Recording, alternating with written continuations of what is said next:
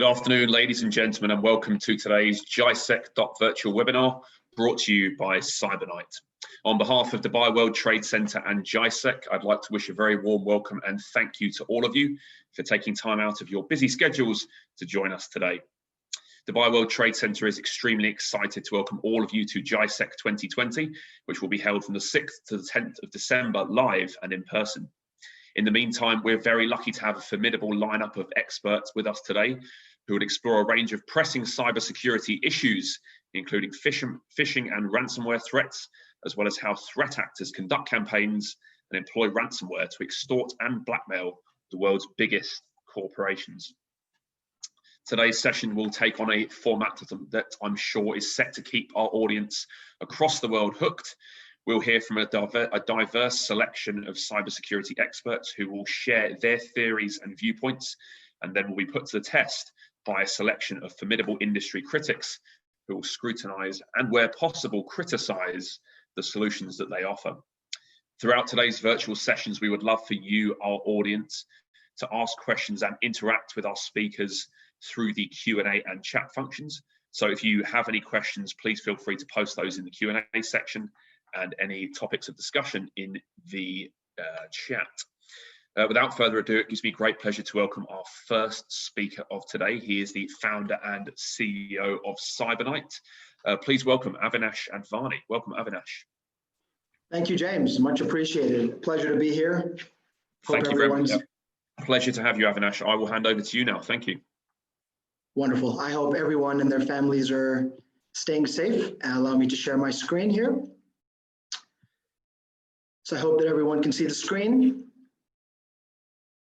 So I would like to tell you a little bit, give you a quick glimpse about cyber threat intelligence and the phishing and ransomware landscape to begin with.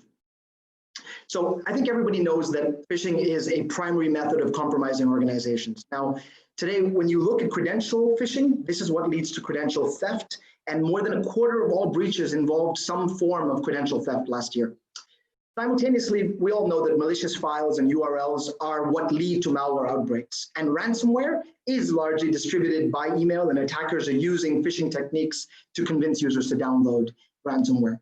Now, impersonation attacks are what cause financial loss, and as you can see, it's a staggering amount of financial loss that organizations feel.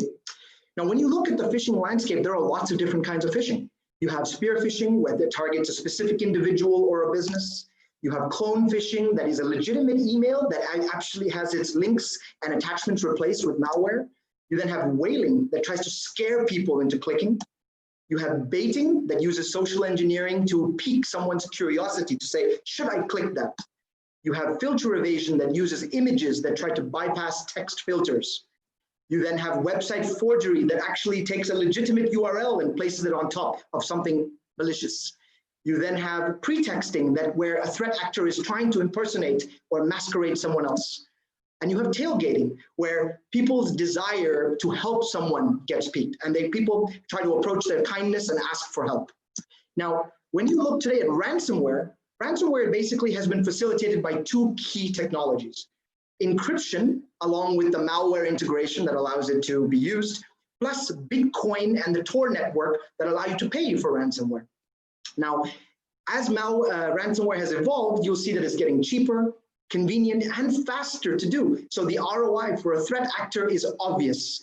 And so what's happening is that the payoff is getting bigger and bigger for the threat actors. And this is why the integration of ransomware allows for bigger and bigger amounts to go up. Today, ransomware continues to grow in influence and in destructive capacity. Today, when you look at the history of ransomware, though, it's been around for 30 years approximately, right? Over 30 years. Now, there are different types of ransomware, right? Ransomware sort of began at the beginning with one of the first types called the H Trojan, right? This caused the machine to boot up a lot, right? You then had a Windows-specific ransomware that came out shortly thereafter for a few years. Then the Mac started getting targeted specifically, right? And it continued with the Mac space as well, with the file coder. Then you had the Petya ransomware, which I think all of you have heard of, and more recently, the not Petya variant that came out. And most recently, you have the GISEC, which is the most common and most popular ransomware as a service, which still continues to be used as a strain today. Now, How do you solve these problems? Well, today, when you first of all look at any third-party report, whether it be the Verizon's data breach investigation report, what you'll find is that almost a quarter of all breaches involve phishing, and more than a quarter of malware incidents included ransomware. So that's a big number. Simultaneously, if you look at the way that phishing and ransomware has evolved over the last few years, what you'll see is that phishing has actually gone to the top of the list. Continues to be extremely important. And ransomware, although lower in the overall list, is still going up and down and still continues to be a very prevalent form of malware. When you look today at where in the world is being impacted by ransomware, what you'll see is the whole world is being impacted by ransomware. But first of all, look at how much it costs. More than $4 million on average for a ransomware breach for large organizations. Also, what you'll find is that the Middle East and Africa, where we are, is actually the second most targeted region in the world, only after North America. So 6 in 10 companies are being impacted by ransomware in this part of the world. It's a serious threat. Now, today, how can cyber threat intelligence help you? First of all, we know that intelligence-led cybersecurity has become the norm because threats themselves are getting more and more sophisticated and impactful. At the same time, it's important for organizations to build up a platform for CTI, cyber threat intelligence, because this is the only way that threat intelligence can be effectively used for detection, hunting, and response, combining all the orchestration and automation. But it's not just about threat intelligence anymore. It's about active hunting, combining all the right pieces of threat intelligence together. So what CyberKnight has done is we have created this concept that we call unified threat intelligence.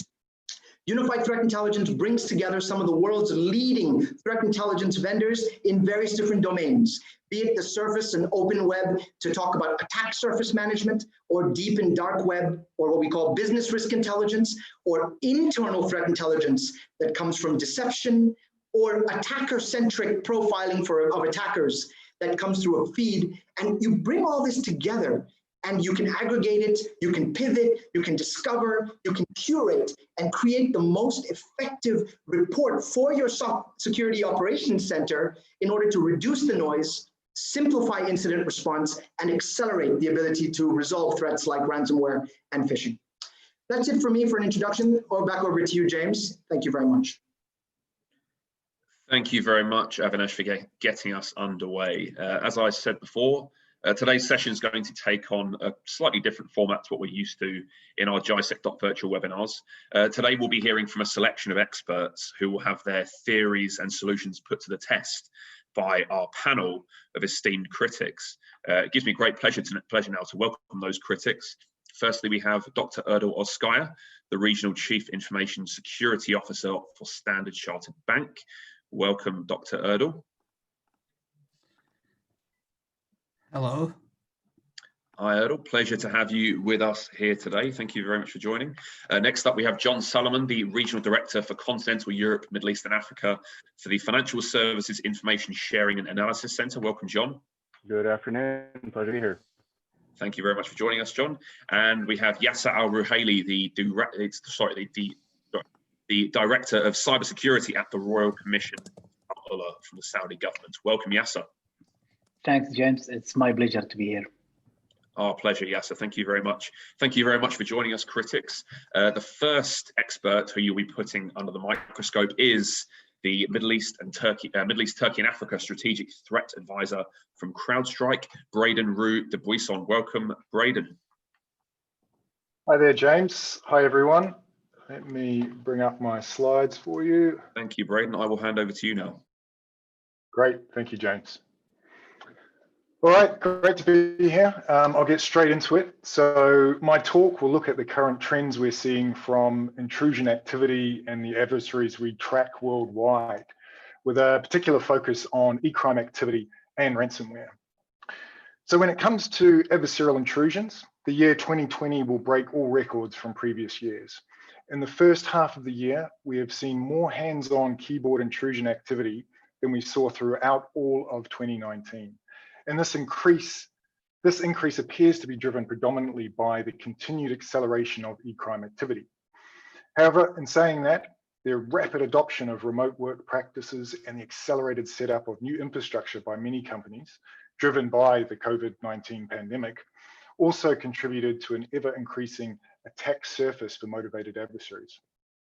Additionally, the pandemic created opportunities for adversaries to exploit public fear through the use of COVID-19 themed social engineering phishing strategies.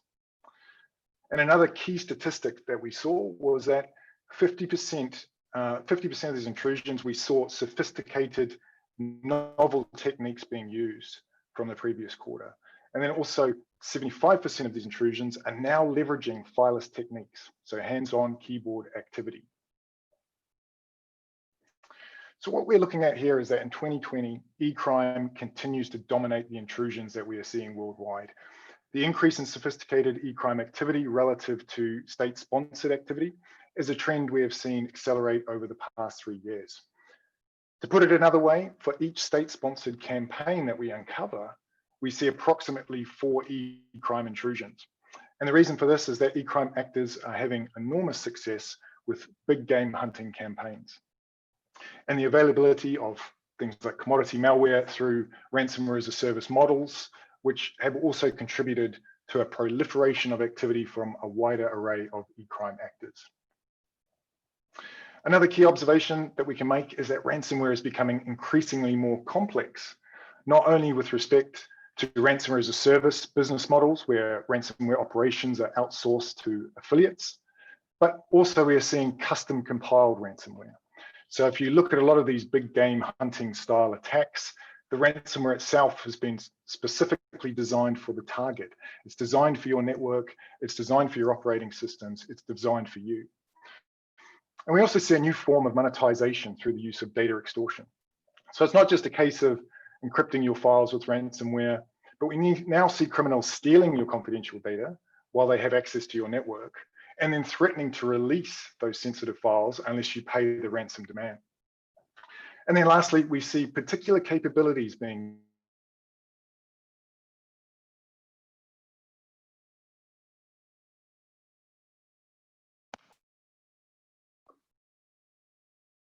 Hello, I think you lost me there for a second. Yes, we did. Okay. Now we can hear you, Brandon. So yeah, safe mode boot up is another part of ransomware we're seeing now as well. So the adversary is always engaged in activities like this to help them become better at what they do. And let's face it, the reason they are doing this is because they are making a lot of money doing it. Wizard Spider, for example, in 2019 made over $100 million US in Bitcoin, compared with the 3 most successful e-crime actors prior to that, who made about 30 to 40 million. When other e-crime gangs are seeing how much money are being made, more and more are joining the party. And they're doing this through ransomware as a service and also utilizing methods of data extortion. So if we look at data extortion in particular, an emerging threat, what does it involve? So step 1 and 2 are very similar to ransomware attacks. So for the first step, you see reconnaissance. You know, the adversary wants to target or scope out your environment. And once they've gained that initial access within the victim network, they want to map out the network and assess the victim for any sort of data potential. And then they go about locating the domain controller. And once they hit the domain controller, they distribute the ransomware throughout the environment by encrypting, network drives and shares. Step 3, however, involves inventorying your data using something like a Pikesy Bloodhound module, for example, which is able to harvest data based on certain strings and keywords, looking for PII or sensitive conversations or intellectual property, anything that they believe will hold some sort of value to you. They take that data. Braden, your slides have disappeared. If you don't mind sharing them again, please. Okay, thank you. One second. There we go. We got technical difficulties. Okay. So just running ahead. So at the end of the day, you have consequences to these extortion threats. They'll threaten to, release your data unless you pay the ransom.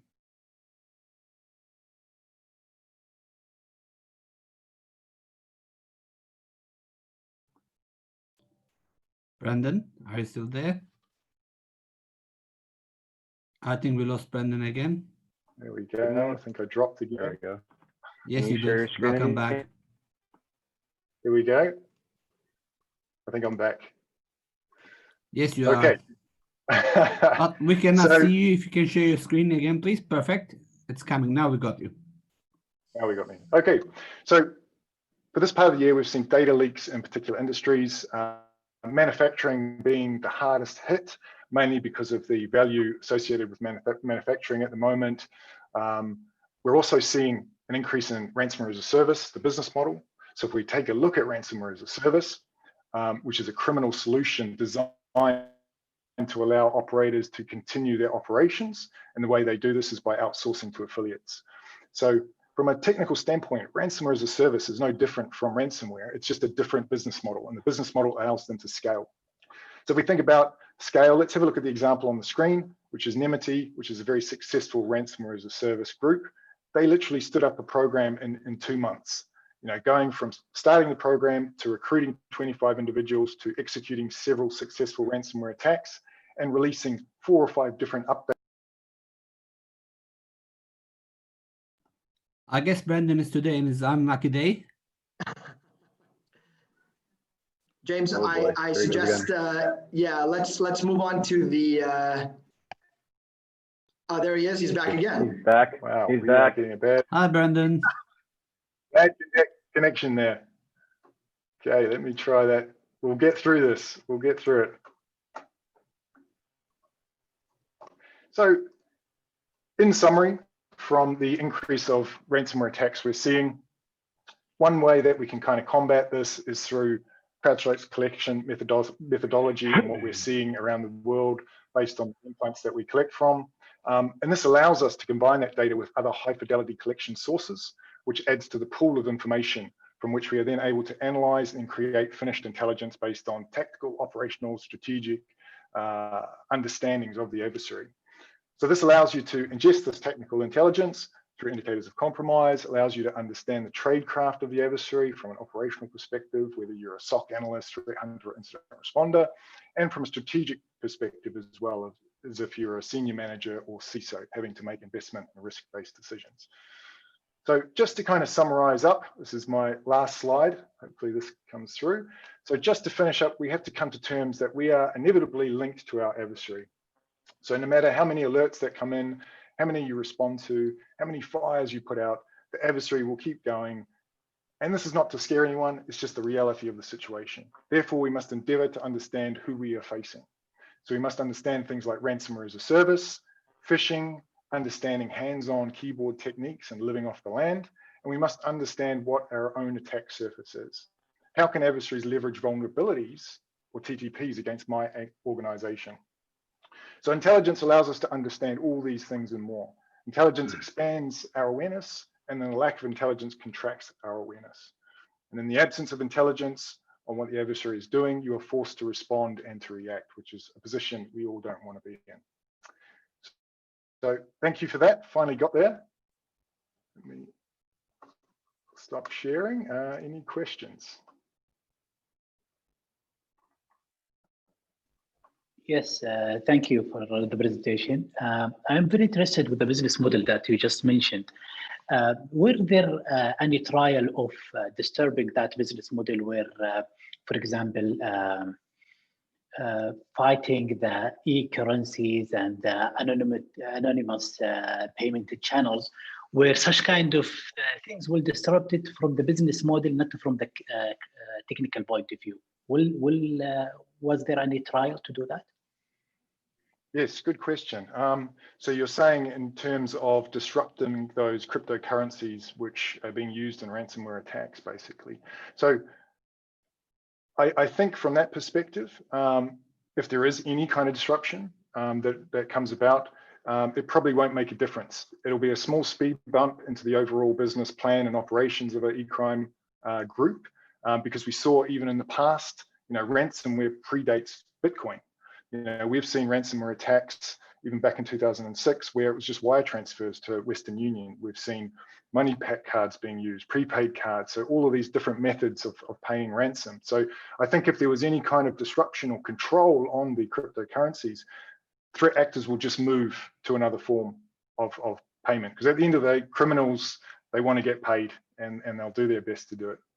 Thank you. I've got one here. So we've seen an increasing move towards publication of ransom data, naming and shaming in public. And I think combined with the spotlight on things like the recent OECD revelations, where there's a rising, let's say, at least media interest in any juicy, salacious tidbits that they might get from companies or even individuals. What do you see as potential trends and next steps in terms of an evolution of what ransomware actors will do with data, as opposed to just encrypting it or stealing it? Industrial espionage. Any suggestions on what might come next based on potential observed developments? Yes, good question, John. So I think in terms of moving towards data extortion, and we're seeing more and more adversaries enter into this area of extracting more money out of victims, whether it's through sort of public shaming or, leaking data on dedicated leak sites, or auctioning that data off to the highest bidder, which then offers another threat in terms of, by auctioning that sensitive data off within the deep and dark web, you've also possibly got nation states looking after that, looking at data as well. I think as an evolutionary trend, we're going to see more and more of that. And for CrowdStrike, we have a number of so they've set up dedicated link sites already, ones like Wizard Spider's Conti ransomware, DarkSide, the Avedon ransomware, have all set up these dedicated link sites. So it's definitely a move into that direction, away from traditional monetization of things like banking Trojans and wire fraud and wire transfers. Thank you, Brandon. I got a question as well. Honestly, I did, I'm like you, I'm speaking many conferences, and I get this question a lot, but I want to get your opinion on this. Happened a lot. Let's pick one happen from the news. Garmin, for example. They were demanded for $10 million.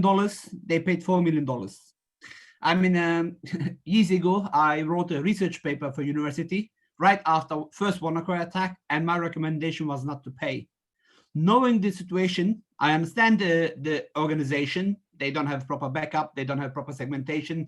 It's going to cost them probably more to come back up. But on the other hand, they're paying, God knows, maybe a terrorist organization, maybe something which is going to harm them even more. What is your thought? Should they pay for ransom or should they not? I mean, I know the answer. I know you know the answer. I guess what you're going to say, but I want everybody to hear it one more time. This time from you, please. Yeah, it's a difficult one. It really depends on the company as well, because like you say, it probably costs more money for them to get their systems back up and running. But now with the sort of threat of stealing the data and exposing that data, that's another side to it as well in terms of the ransom. So that's something else you need to kind of factor into it. I can't really answer, to be honest. It's a very difficult question to answer. But we see these e-crime actors as well working with the victim, negotiating prices, as you said, going down from 4 million to 2 million. So it is a tricky one. The US Treasury bringing out that statement about you will be fined if you pay ransoms to certain countries on a sanctions list as well. But yeah, it's my answer. I mean, I know the answer, and I wanted everybody who joined this wonderful webinar to hear it as well. It's a hard situation. Unfortunately, no answer is correct or fit to everybody. Thank you, James. That's all we've got time for now, Brandon. Thank you very much for getting us underway in terms of our critics speaker sessions. Thank you very much for sharing your insight, and thank you to the critics for the first round of answers there. Moving on, we're now going to hear from Risk IQ's technical architect, Jamil Mirza. Welcome, Jamil. Hello, everybody. I'll hand over to you, Jamil. Hello. Thanks, James.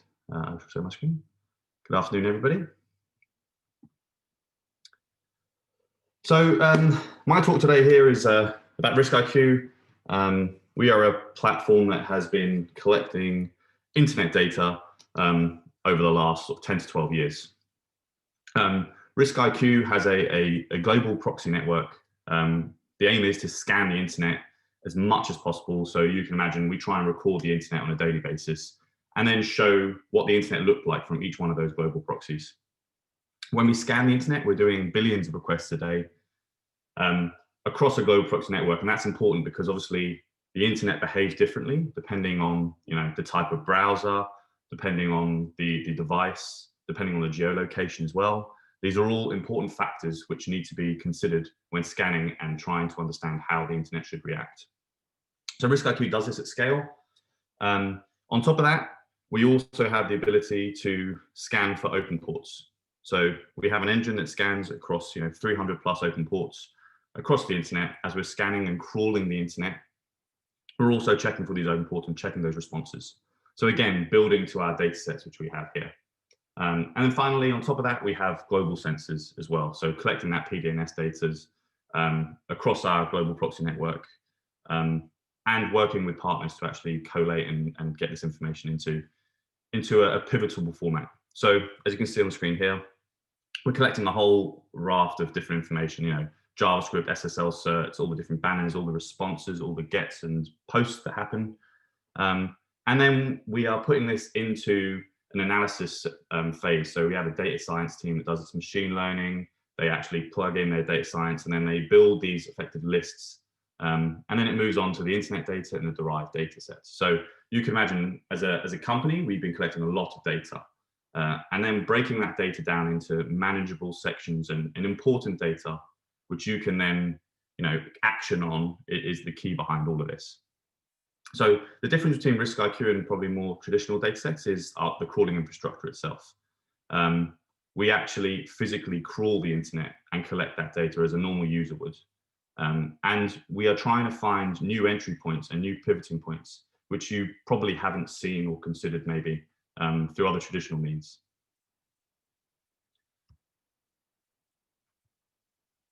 So the key thing behind this, the discussion I'm going to have today is passive total specifically. RiskIQ does focus on key areas, one of it being understanding the digital footprint of a company. Secondly, once we understand the footprint, we can then go out and understand all the fish, potentially, all the things trying to harm that brand through external threats. And we also have what we're looking at now, sort of a SOC or an analyst tool, which is our passive total tool, which takes all of that crawling information I just mentioned earlier and then puts it into a pivotable format. So people can easily click through in one platform and understand a story of how things are connected and maybe build a story in an audit trail for any investigation.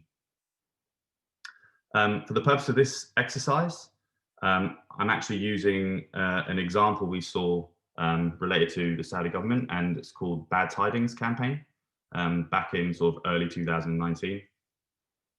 Just to help you paint a picture and understand a bit more about our data sets and how they're chained together.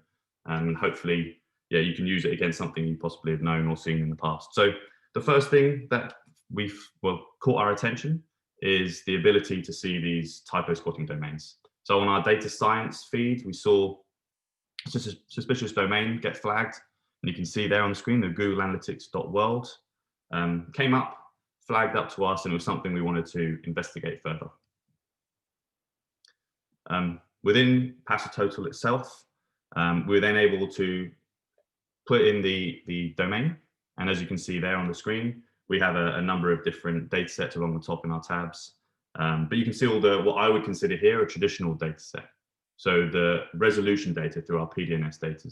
And you can see all the different IPs and the locations and the first and last scenes as well. So the timelines we're referring to here. So we aim on, as I said earlier, stitching this information together. So the ability to now see that there's a resolution and then be able to pivot off of these resolutions and understand what else is connected is key behind our findings. As we click through this example here, we're able to see a specific location here, and you can actually see all of the domains resolving to this specific IP address. Now, as you can see on the screen here, there are very specific targets, as you can see. So you have the Ministry of Foreign Affairs here, e-visa services, specifically related to the Saudi government as well. So just pivoting off one traditional data set, we're able to unravel, entire different domain squatting and typo squatting domains here, which are linked to potential malicious infrastructure.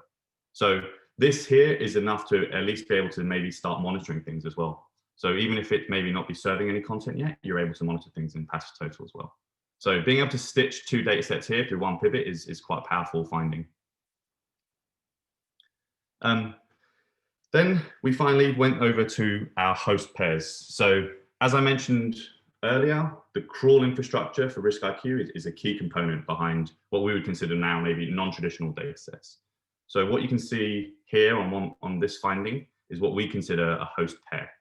So a host pair is the ability to actually understand relationships. So every single get and every single post that happens on a page.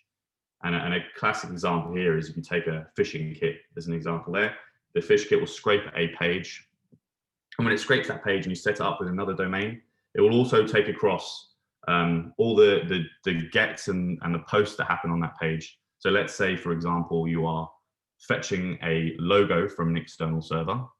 When you scrape that page, that phishing site will also fetch that same logo from that same server. That enables RiskIQ to understand that there's a connection there to the initial site or the original site. So this host pairs data here, as you see on the screen as well, we could see a direct connection between moi.gov.sa and an IP address. So for us, there was an actual site here related to this IP address, which we wanted to then further investigate. As we click through here, again, we then clicked onto the moi.gov.sa site, and then we went back into our host pairs. And as you can see here, we can see a number of different domains now linked to moi.gov.sa. You can see there's location refreshes. So that's our crawler actually getting refreshes, and it's actually taking us directly back to moi.gov.sa. So there's a connection there. We can actually pivot and try and identify different logos. You can identify maybe CSS style sheets that might be copied as well through the host pairs. But what this enables us to do now is probably understand and define links you potentially wouldn't have understood or seen elsewhere. So the crawling infrastructure, as I mentioned before, we have phish kits.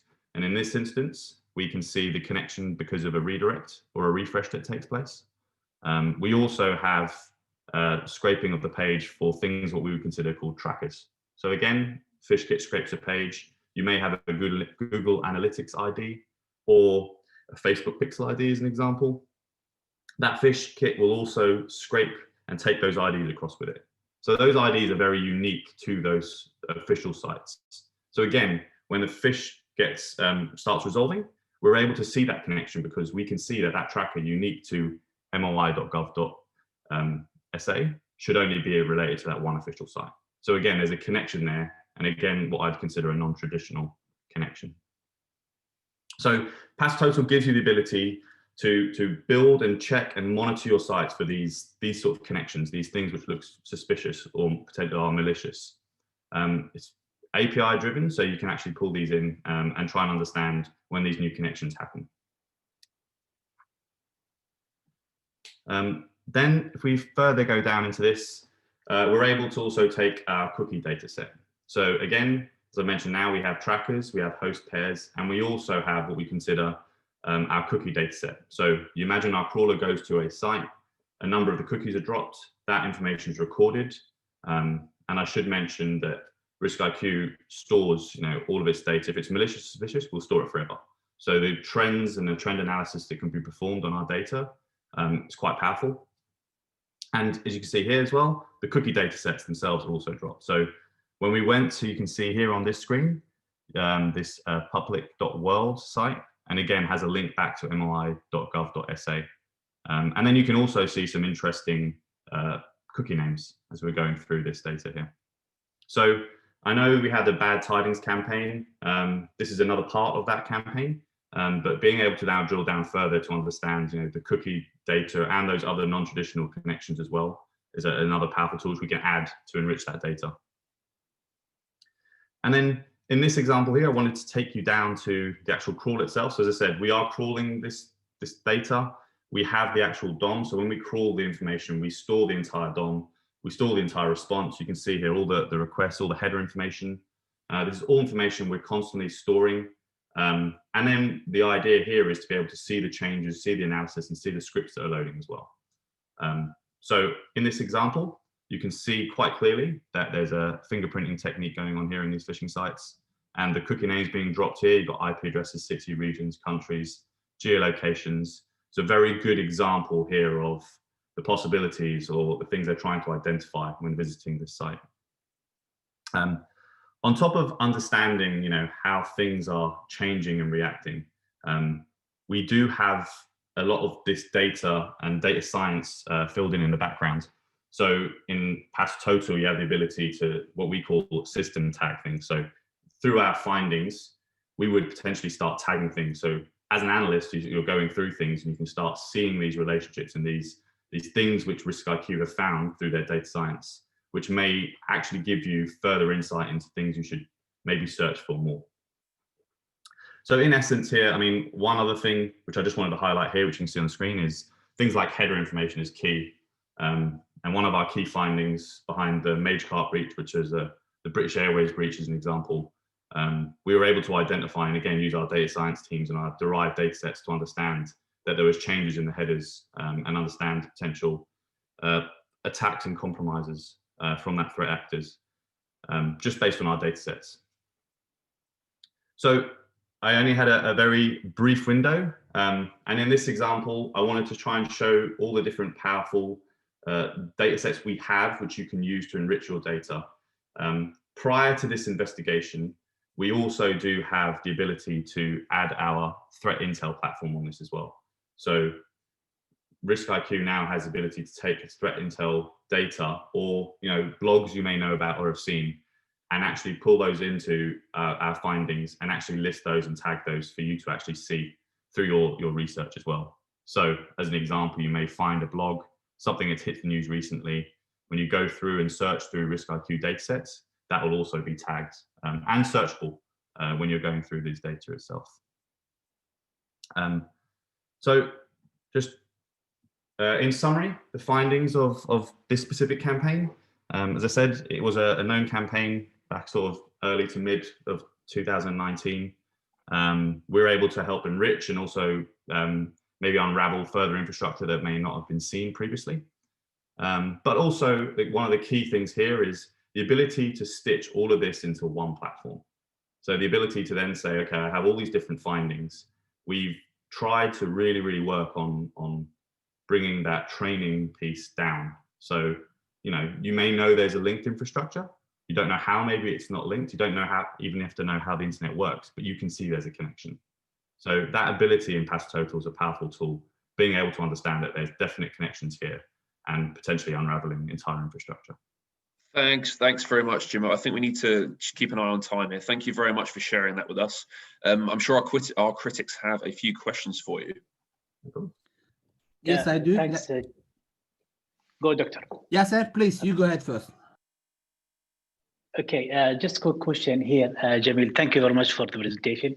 What about the data set that may be considered as a closed data set, like stores, app stores, or maybe even WhatsApp group, Telegram group? If the campaigns are running under those, I will name it closed data sets, how our RiskIQ will deal with this information? Yeah, so we do have, there's certain closed things. So we're definitely an open web data set. That's where we focus. So the important thing for us is the ability to find things that are just open on the web. We don't go behind firewalls. We don't go behind any sort of login pages. We're just telling you what's available effectively, publicly, and at scale. That being said, we do actually crawl mobile apps as part of our detection as well. And then we do what we call monkey run logic, and we'll actually check the traffic that comes out of those and see if there's any connections to malicious infrastructure that way as well.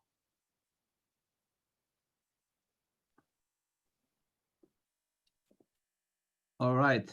I use RiskIQ. I love it. I know it's huge, but and as you mentioned, what will be the top 3 domain quickly that you recommend to look at, like knowing all this data set you collect? If I have to look at 3 stuff only, which one would be those? So 3 data sets or 3 domains, datasets. Three data sets, yes, that Yeah. I should give my priority for. Yeah, sorry. So the most powerful ones which I use on all my investigations is host pairs. There's generally a connection of some sort through your host pairs. The trapas is a key one. So if you have a website which you know is like your main website, the trackers is a key one, because the fish kits will scrape all those IDs across. And then finally, SSL certs is another data set which I use. You'll tend to find some lazy attacks where they'll actually use the same SSL cert across their entire infrastructure. And it's an easy win for you, because all you have to do is quickly find the SSL cert, pivot it off, and then it shows you the entire infrastructure and the entire domain set that's using that same SSL cert. So host pairs, trackers, and SSL certs are my three key data sets.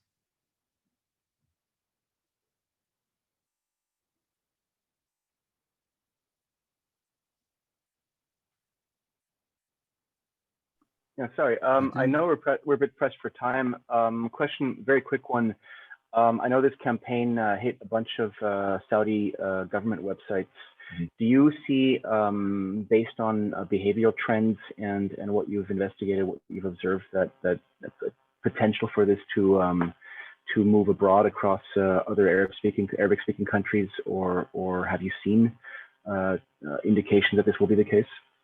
Yes, we have. So we've seen. There was another one recently which we've seen as well, which follows a very similar story, and it's related to the Middle East as well. So there's obviously some threat actors or a group of threat actors here specifically that are targeting this very specific manner as well. And we have seen it, yeah, specifically in the Middle East. So there's definitely scope for this expanding, specifically in this region. Thank you very much, Jamil. Thank you, critics, once again. Next up, we move on to our third speaker of today. He is the Regional Director for the Middle East and Africa for Eclectic IQ. Welcome, Hero Zoetendijk. Good afternoon, everybody. Thank you, James. Let me share my screen. You should be able to see it now. Eclectic IQ provides a threat intelligence platform within the unified threat intelligence concept. And while other speakers today go deeper into specific aspects of phishing and ransomware, I would like to talk more about how to connect the dots and understand the full threat picture. So let me kick off with some developments seen in the first half of this year. The COVID-19 pandemic is a huge game changer. Suddenly we had to work from home. The edges of organization cyber defense became blurred, and organizations became more vulnerable, and it's harder to respond to incidents and contain it. It will have long-term impact also, since some adversaries use the situation to penetrate and persist. Another aspect is that according to a number of mid-year reports, nearly 90% of COVID-19 related threats were spam delivered via emails. From April to the end of June, more than 2.5 million phishing attacks were detected across the Middle East. Business email compromise detections increased by 80%. The number of ransomware incidents didn't increase much till June, but then it tripled. And even concerning is the fact the attacks are becoming more complex and with more variations, with encrypting the backup systems and blended extortion and ransomware attacks. Attackers are aiming organizations with low downtime tolerance and considering victims' annual revenue to determine the ransom. So at the beginning of the pandemic, people spoke about the new normal, with social distancing, masks, work from home and more. And I would call it the new reality of the physical world as well as the digital world. In that new reality, organizations must respond intelligently to the threats, and we can break it down into three focus areas. At first, complexity, because of more complex attacks. In order to keep pace, one must understand the adversaries, their motives, the TTPs, the indicators, and also what reports are available, what course of actions, and more. In other words, the full picture and beyond IOCs. There is a lot of data from different external sources, such as open sources, communities, government, trusted partners, commercial vendors, all with different strengths and views. And in order to see the forest of the trees, you must be able to correlate, analyze, and select the intel that really matters to your organizations and the assets to be protected. The vast amount of data must be ingested, fused, and filtered, and brought to the analyst as fast as possible, allowing him to analyze and produce intelligence for different use cases and stakeholders. Technology and automation must reduce the time analysts spend on data, freeing up time for analysts and help them shorten the time to intelligence. No single organization alone can secure its cyberspace, and there's no reason doing so. There are many opportunities for leveraging from the collective knowledge and skills, like intelligence vendors, such as our partners here today, like trusted partners, for instance, an GISEC or other partners you might have. Also frameworks and standards. And very important that the user is often the weakest link. Awareness is key. Awareness across the whole organization is very important. So Eclectic IQ platform supports with all these requirements. It is prepared to ingest rapidly different data sources and making it available to, for instance, the threat analyst who might want to go deeper into understanding how a specific threat affects certain assets of the organization, or the incident responder who needs context to determine the right course of action and what else might be at risk. The SOC analyst understanding if a certain indicator seen on a network is malicious and part of something bigger, or the fraud analyst who wants to understand new and variations of fraud schemes. The risk analyst understanding the threat scenarios and categories and what that means in terms of likelihood and business impact. So incoming data, automated fusion, enrichment, and correlation, analyst insight, and finished intelligence makes the platform the central CTI knowledge base of the organization. And from there, intelligence flow as reports to different stakeholders, or as feeds or by integrations to operational security technologies. Now let's make this concrete with an example in the platform. So here we are straight into the graph analysis of Eclectic IQ platform, and we start with a phishing incident and an indicator we receive. The indicator comes from Excellium and via a feed of the Luxembourg Computer Incident Response Center. We see some observables, not exciting yet, although the last one is already clearly indicated as malicious. When we move to the neighborhood tab, we see more entities related, including 2 reports, and we pull it into our investigation. Here you go. Left the incident and indicator, then the domain variant, 2 indicators and 2 reports. The domain is mentioned by different sources and all correlated here. Let's look into the Drydex malware report made by Flashpoint and consider it as completely reliable. When we select View Full Content, we go straight to the full ingested report with a summary, key takeaways, background, and TTP starting at the bottom. If we scroll down more, the green text links are external sources, and at the bottom we see the analysis section. And scrolling more down, finishing with the related ransomware, the impact, the possibilities for mitigation, and the possibility for downloading the IOC, but it was already loaded in the platform. There is also a second report from another Intel vendor about the Russian-speaking actor Glade, who offers malicious tools. When we select full content again, we see at the TTPs the analysis of the FTP replace a malware distribution tool they provide. And scrolling down, we see impacted websites and servers of retailers and some industrial organizations. When we go back into the neighborhood, we see there is a wealth of entities available, and the platform selected the 30 most important. We load them into the graph, and now it becomes already quite complex, but let me guide you through it. The report leads to the threat actor Glade and a corroborative report. Some hashes here at the right. 2 concrete domains and related reports and indicators. Here at the left, a domain used for typo squatting, Amazon NAS, not news, with high confidence that it is malicious. Connected to this domain, a malware variant called Varinaki, and attack patterns mapped on the MITRE attack framework. So we learned a lot in a few minutes. How to make this actionable now? For instance, by sending the list of return paths and other indicators to the infrastructure team and let them take the right protective measurement. Or by saving the investigation for further analysis now or later when new intelligence comes in, and the analyst might be alerted based on automated discovery rules. And the analyst can write a report to make different stakeholders within the organization aware of the threat and potential remediation and more. So this example shows the value of a platform that goes beyond IOCs, structures all incoming data from multiple sources, allow the analyst analyzing and producing actionable intelligence from a single workbench, and integrate it into organization security operations. You might ask now, how do we organize this? So let's answer that on the basis of the intelligence cycle. First step in the cycle is planning and direction, the business context and information security governance, program and risk management, and within the latter, threat identification and scenarios, and that all supported by frameworks provide direction for the intelligence practice resources, expected output and timing. It subsequently determines also what data needs to be collected and where it can be acquired. That starts with a data collection plan, with priority intelligence requirements, and details down to the level of detection point. Next is where to get it from. With unified threat intelligence, CyberKnight makes it already easier for you. They selected already top vendors with complementary strengths, and they are all here today.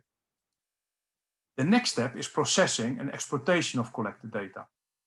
It's all about processing the incoming data streams into a unified knowledge base and organize it along teams or threat scenarios or topics.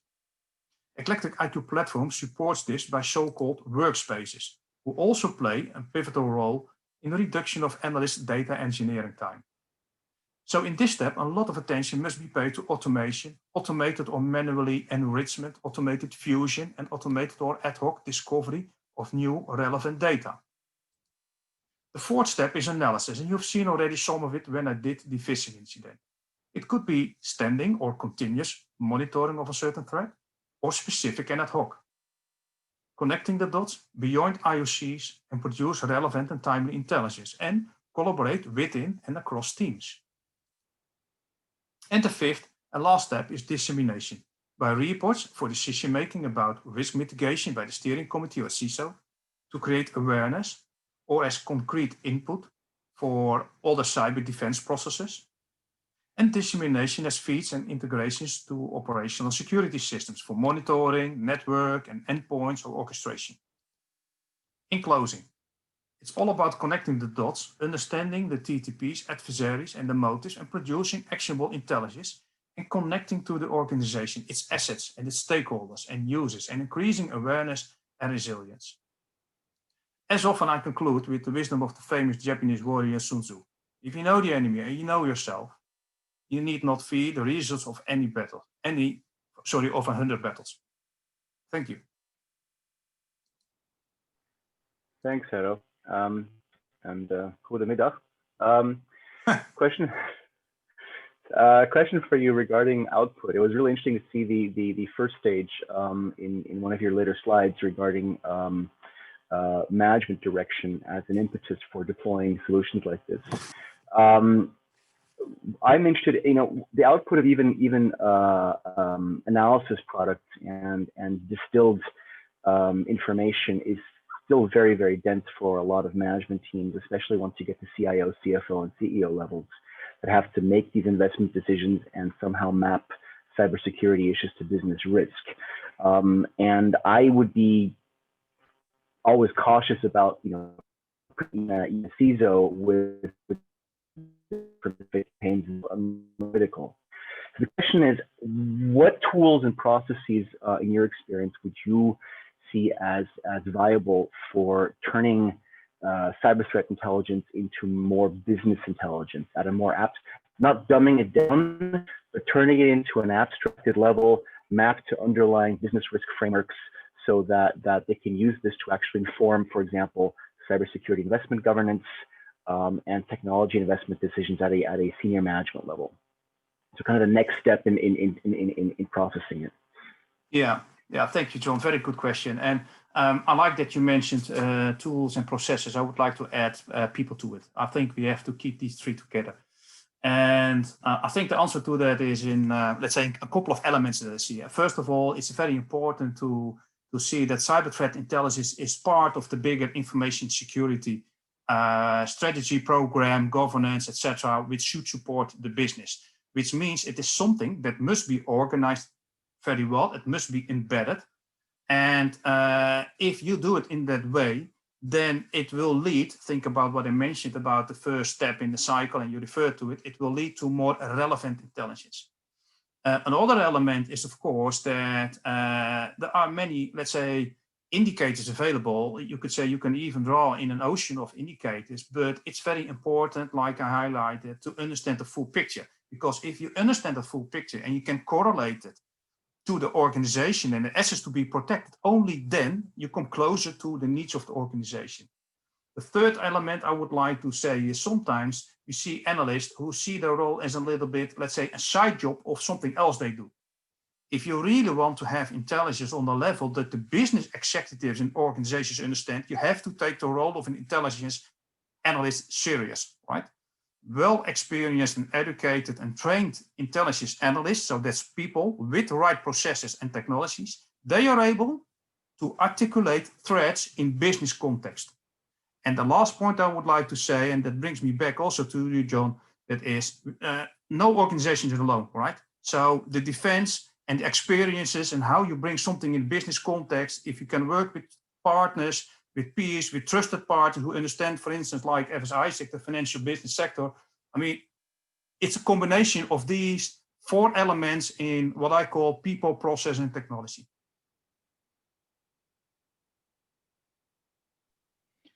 Yeah, thanks. If you allow me then to have a question here. I see a lot of community between the TIP platform and SIM. Do you think that SIM technology will be replaced or at least be converged with the threat platform in the future or in the near future? So that's thank you, Mr. Yes. That's a funny question because I think it's for more than 5 years already that people think that the SIM market will stop, and we have only seen a growth of the SIM market. I do believe, however, that with the rise of data lakes, so huge data repositories, and the rise of artificial intelligence, we will see that the main function of a SIEM, which is, you could say, a collection of telemetry and analysis on that, will probably be replaced in a certain future. Is it a TIP that will replace it?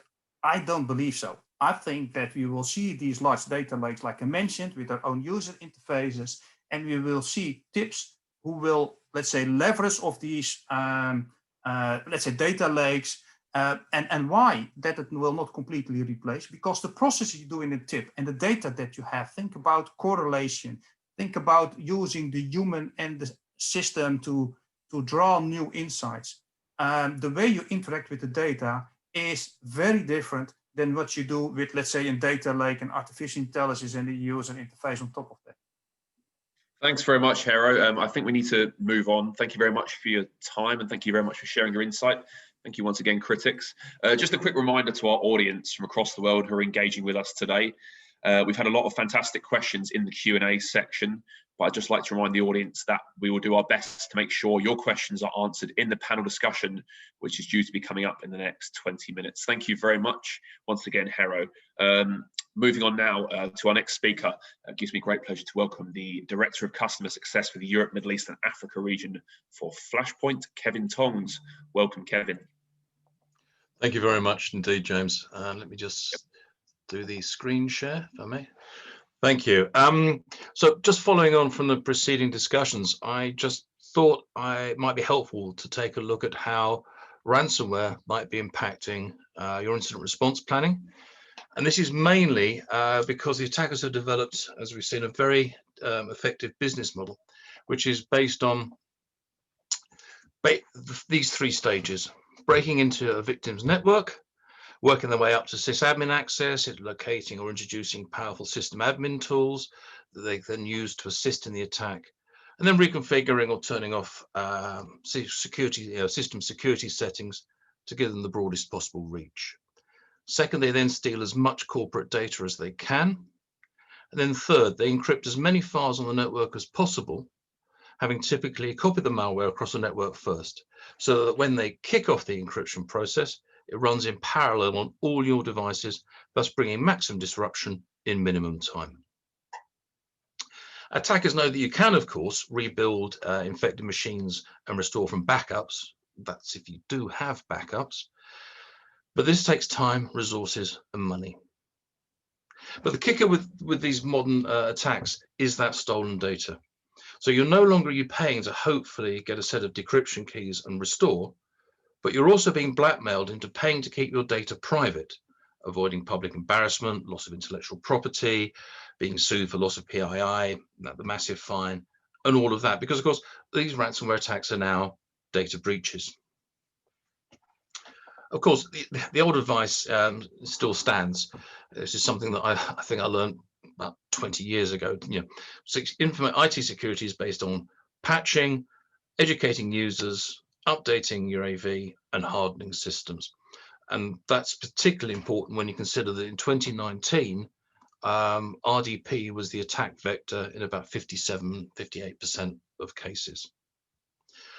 One of the difficulties we have is that what I call vulnerability fatigue is rife. There are so many ways to be told how many vulnerabilities there are in your network, but how do you know which ones to focus on? So here's one of the things that we do here at Flashpoint. We can produce graphics in the portal which show the attack chatter and recent exploits. Because we monitor so many, I mean, billions of illicit online community chats, bad actors, forums, etc., we're able to see where and when threat actors are discussing vulnerabilities as well as the exploits. So, you know, if you have a list of the exploits which you care about, if any of those peak here, then you know, you can then think about reviewing your risk posture. You can even do your own bespoke dashboards. The other thing we think we need to know about is the extortion attempt real or not? It will come as no surprise to anyone to hear that scammers have posed as various threat actor groups in attempts to extort thousands of dollars. So if you get one of these emails, how do you check if it's a scam or not? How do you justify standing up or not standing up the teams to prepare for an impending situation? Because of course, responding to a non-incident can still cost you thousands in overtime, fees, etc. So this is one of the reasons why we have what we call our FP Collab. This is a collaboration forum so that customers can speak with each other or through us to find out, you know, the validity behind certain activities and to get their customer insights as well as our own. All about helping people be sort of proactive rather than reactive. Traditional incident response is all about addressing and managing the aftermath of a breach, attack, or major outage in such a way that limits the damage and reduces recovery time and costs. So the incidents are defined in advance, triggers determined as to when a plan should kick in, roles and responsibilities of individual stakeholders are also spelled out, as are everyone's responsibility in the respective response phases. So with this more traditional incident response, once you've re-imaged the infected machines, cut off any lateral spreading of the malware, and patched the vulnerability possibly exploited in an attack, you might be close to being back in business. But as we've discussed, however, ransomware throws a very nasty wrinkle into that methodology. The attacks can be as destructive as they are disruptive. When an organization is targeted by ransomware or cyber extortion, it must quickly determine the extent of the attack, determine the response plan, and mitigate the impacts. Incident response in these cases is not just about removing all traces of the malware and any persistence mechanisms. There remains the damage, which for a business doesn't mean just a crashed server, it means mission critical files and systems that have been encrypted and potentially lost forever. That's an unacceptable loss to the company. The quickest path to recovery is a recent, clean and secure backup that's not connected to the network, as of course ransomware can infect and encrypt your backups as well. And we've seen this. Unfortunately, not all enterprises are as vigilant about backups and backup testing as they should be, and quickly find themselves in the very stressful and unknown territory of having to communicate with a threat actor to try and recover files. This interaction with a threat actor is going to be nuanced and require threat intelligence to enable you to decide if you are facing a true ransomware or extortion situation, whether the lost data may be recovered by other means. And intelligence can also assist in making a determination about the integrity of the attacker in such situations, and also learning more about the history of the wallet and the that's accepting the ransomware payment. Many times, organizations don't have the expertise to hand. If you know how to best interact with an adversary, require cryptocurrency, and successfully and safely move that money to an attacker's wallet without putting the organization at further risk. Because, of course, to keep the pressure on, the cyber criminals have a clock running and are issuing all sorts of credible threats. We've heard cases as we, this morning about, people sort of putting this data out there, and we've also heard cases of cyber criminals putting really nasty content onto machines that can get you into trouble with law enforcement. If they find embarrassing documents or photographs as part of the data sweep that they've carried out, those will get posted or threatened to be posted. So, we are dealing with a breach and an outage all at the same time with the clock ticking. Okay, so the incident response process that we have is going to be, a valid place to start. But if you have a high profile breach with all sorts of reputational harm possibilities, then you might need to think about who should be in the incident response team and who should be leading it. Your IRT members need to be familiar with ransomware attack methods and outcomes to be able to evaluate risks with some hope of accuracy. And your legal advisors need to be able to give you sound advice as to whether you can make the unpalatable decision to negotiate with the criminals who are holding your company hostage legally. Then, of course, if you do decide to engage with them, the rock and hard places are getting back up and running without costing the company an exorbitant amount and without yourself breaking the law. Also, of course, if you choose to notify law enforcement, then you need to know in advance who to contact and how. Security teams must also do their best to identify the ransomware strain, they're usually named in the ransomware note or in a file extension name, and it's best practice to create a backup of the infected machine in case the ransomware encryption is ever broken. So hopefully you can then get your data back and recover. Some ransomware encryption mechanisms are poorly written or implemented, and researchers are able to divert decryptors for particular ransomware families. No More Ransom is one such resource. As well as informing the outside world carefully, communication with the rest of the organization needs to be thought through in order to inform users of the infection vector. This is especially true if the initial attack was carried out via a phishing email. So this will hopefully stave off further infections. You also need to ensure sorry to interrupt you, Kevin. We're running slightly short of time. I know that our critics have a few questions they're keen to throw your way. Sure. Who would like to go first from our critic panel? Sure, I'll jump on the grenade. I was searching for a Big Lebowski quote that would be appropriate, and I just couldn't think of one. Quick question regarding, I hope you weren't going to answer this in one of the next slides, but what are your views on whether victims should pay up when confronted with ransomware? I understand the pressures to do so. It's something that all organizations need to seriously think through beforehand. I also think that as a community, we have a wider responsibility to not look at exposed data. If we could only get beyond that vicarious, staring at the road crash on the opposite carriageway attitude, then that would take away a key component of the extortionists' armory. And so I know it's a big ask. And like previous speakers, I can fully understand why people do decide to pay, but I think that they need to try not to, if they can. Very difficult, very easy for me to say that, but every measure put in place to minimize the risk so that hopefully if they do have to pay, it's the smallest amount possible. Okay, thanks. And if I may ask here, do you think that is still, is it logical to categorize the advisories or the threat actor based on their region or their regional specific victims, or you see that they are becoming more global threat actors where they are attacking anyone in the whole world?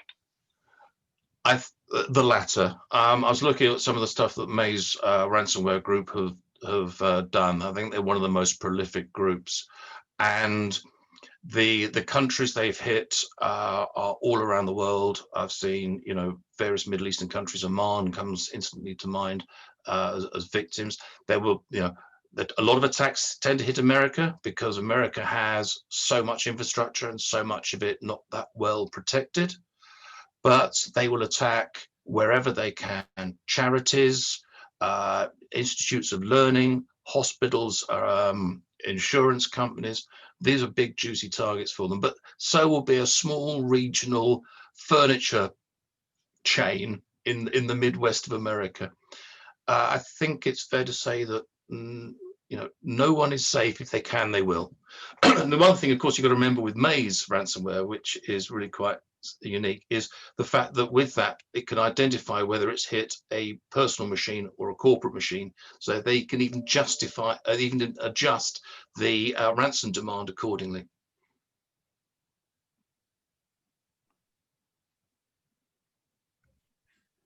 All right, the final question from me. Sure. We see ransomware always on rise. I mean, it's not new, as it was covered since 1980s. It's keep coming up.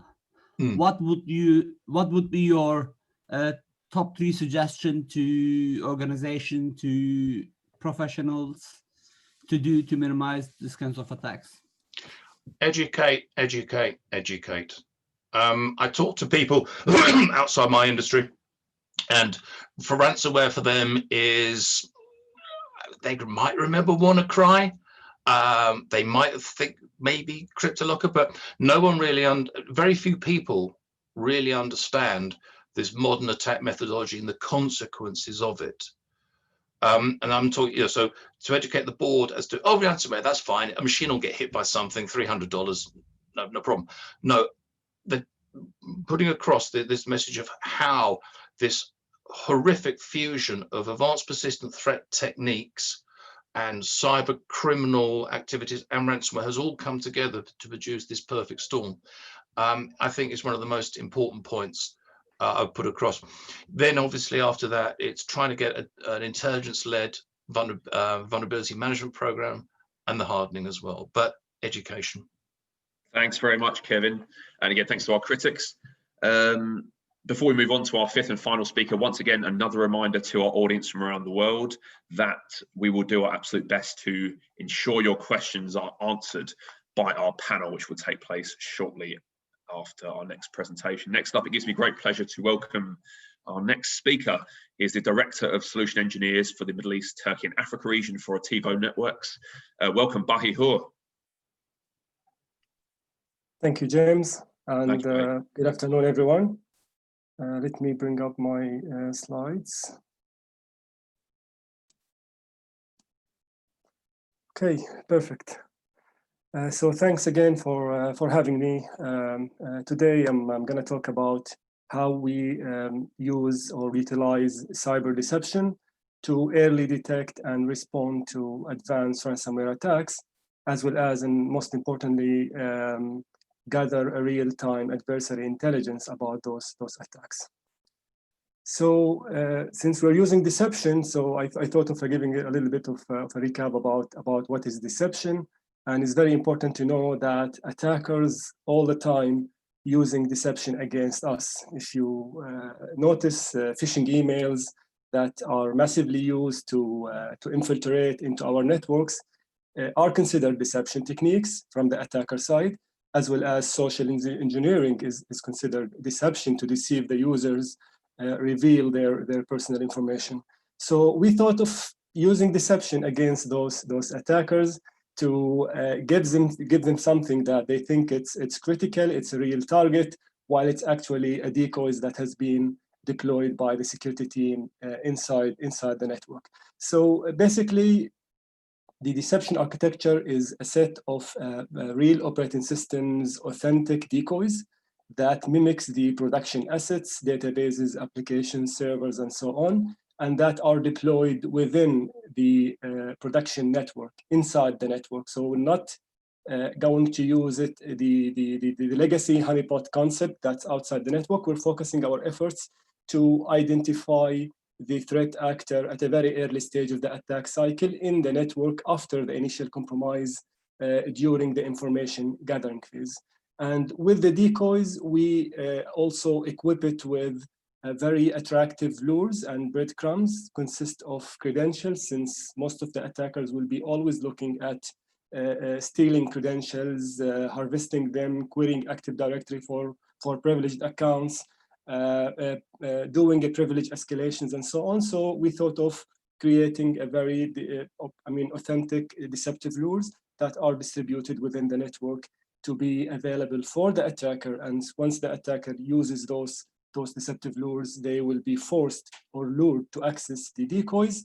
And there we have an early detection alert for the SOC team. Number two, we're gonna have a full engagement with our high interaction decoys that will provide us with the TTPs and forensics that we need to gather about that attacker. And then at the third point, we will have an intelligence data sharing, a real intelligence from inside the network to be shared with the UTI platform from Electric IQ, from what Avinash mentioned at the beginning.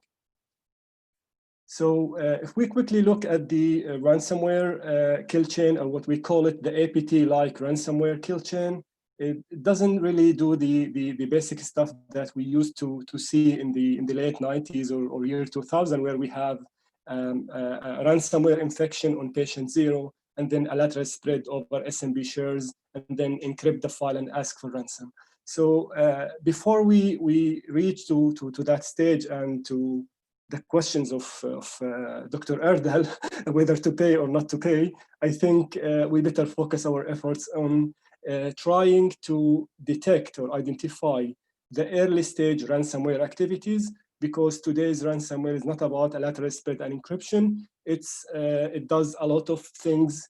When we talk about the dwell time and post the initial access, it does a privilege escalations, harvest credentials from the memory. It does AD queries. It does a lateral movement, service fingerprinting, and so on. So if we are able to identify those activities at a very early stage of the attack cycle during the information gathering, we will not reach to the stage where we are forced whether to pay or not to pay. So quickly on how Attivo data clock works and how we are able to detect and prevent against advanced ransomware attacks.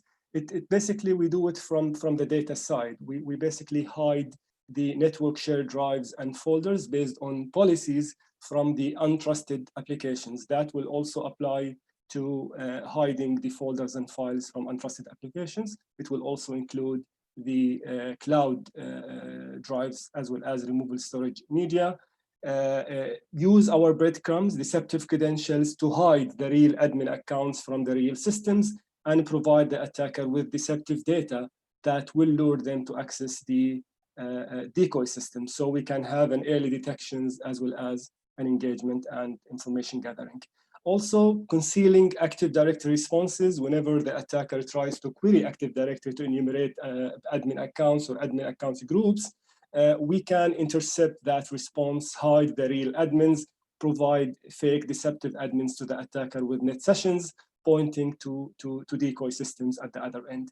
And with this way, we are keeping the adversary always away, lost in fake data and fake responses from everywhere, Active Directory, credentials, application services, and so on, and always engage with our deceptive objects, where the SOC team and the threat intelligence team will always have, or will always be, one step ahead of the attacker. So when we talk about ransomware propagation, we're talking basically about 3 different steps, and how the Attivo solutions can address that challenge on all the steps. Is number 1, patient 0. Whenever we have the ransomware hitting patient 0 and start accessing the SMB shares and the local files and folders, I try to encrypt that by having a very granular policies that will hide all files and folders and map share drives from any untrusted applications. That will will untie us from knowing the process or ransomware attack, whether it's a 0-day or non-zero day. We don't really care because our data are kept safely without access. And then the next step where the ransomware will try to move out of patient 0 and try to hit other systems within the network. And one of the most common methods is doing a lateral movement through SMB shares. So with that, a lot of fake SMB shares and fake services that will be around the network, any touch or any access to those services will alert the SOC team, and then we will have an automated action of quarantining patient 0. So deception is a little bit unique when you compare it to other security controls, because it allows you and give you the privilege to monitor with an active engagement, with real-time engagement within the network. It allows you to monitor the engagement with the adversary and provide you with a real-time attack analysis with high interaction decoys, while you're 100% sure that this is something happening away from your production assets, and there is no way for the attacker or the ransomware attack to use the compromised decoy systems as a pivot point to attack back the production systems. This is an example of the intelligence gathering and the TTP gathering that is a result of a successful engagement between the ransomware attack and one of the Ativo decoys, where we accurately identify the suspicious endpoints, the process, the queries that was sent to Active Directory trying to enumerate privileged accounts, the compromised user account, as well as the hash values that can be used for a quick threat hunting to know where else within the network we can see a similar compromise. Continuing in the threat intelligence gathering, because this kind of TTPs and attack artifacts are gathered as a result of a real engagement, real-time engagement with the adversary, is not based on signature or rule matching or behavior analytics. This is something that is happening right now on one of our decoys. That's why we can accurately capture this information, export it in a STIX or IUC or a packet capture, as well as file hashes and CSC domains, and then use our API integrations to share it with the SIM solutions and the threat intelligence platform. So everybody in the network will know the suspicious activities and the processes and the hash values, and also enable us to do an automated response to isolate the infected systems from within the network. And finally, presented in a very high level comprehensive threat intelligence platform by mapping it to the MITRE attack tactics, techniques, and procedures. So you have a quick evaluations of the state of your environment from a security point of view on what's going on based on real activities being seen within the network. And that intelligence can be clubbed with external threat intel feed from our friends in CrowdStrike and RiskIQ, and everything will be going into a centralized threat intelligence platform from Electric IQ. And thank you very much. Be more than happy to answer any questions that you might have. Yeah, thanks, Bahi. Very informative presentation. It's eye-opener for certain areas. Just wondering, and this question is also, I'm seeing it in the questions by the attendees, regard how Ativo will adapt or adapt the new zero trust model and working from home culture, how the architect of the system will be changed. Thank you very much, Yasser, for bringing this up. Great questions indeed. So basically, the deception itself is, fits nicely into the zero trust, because even after the successful authentication of the attacker using the stolen credentials, I still don't trust him and try to deceive him towards the decoy systems. Regarding the working from home, we can definitely inject onto the user machines that are working from home, because if they are working in the corporate networks, they are secured with the parameter security that has been provided by the corporate. But if they go home, I think they have a less security when they connect directly to the home network, especially if they have a split tunneling VPN. So one of the advanced techniques that we use is injecting deceptive VPN connections into those machines. So if an attacker tries to or manage to compromise that machine, then any attempt of harvesting those VPN connections will take the attacker to a decoy VPN servers in the corporate network. And that will have an early alerting, that will have an engagement, so you know everything about the attacker, and will keep him away from the real VPN connections and the real VPN servers.